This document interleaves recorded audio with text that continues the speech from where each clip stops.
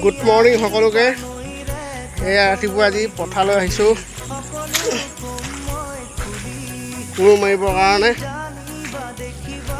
পথাৰলৈ আহিব পৰা নাছিলোঁ, একদম গোটেই বানপানী হৈছিলে, পথাৰত পানী হৈছিলে। গতিকে আজি ফাইনেলি আজি ৰাতিপুৱা পথাৰলৈ আহিলোঁ। দেখিছে নহয় পথাৰ, এই লগত আহিছে মোৰ ভাগিনটো, সৰু ভাগিন এটা।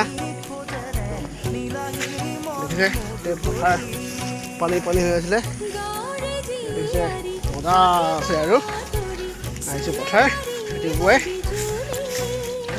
এতিয়া পথাৰলৈ গৈ আছোঁ ৰাস্তা দূৰ, বহুত দূৰ। কমচে কম আহোঁতে 15 মিনিটমান লাগি যায়, আকৌ যাওঁতে 15 মিনিট। আজি কি কৰিলোঁ, পানী হৈ থকা নাই। আজি শ্বৰ্টকাট মানে একদম মেইন ৰাস্তা হৈ একদম স্কুটি লৈ আহিলোঁ। তাৰপিছত সেই পথাৰ পাইছোঁ, নহ'লে পথাৰে আহিলে বহুত সময় লাগে। আজি অকণমান সোনকালে পালোঁ। এতিয়া পথাৰলৈ গৈ আছোঁ, আমাৰ নিজৰ পথাৰত পোৱাগৈ নাই।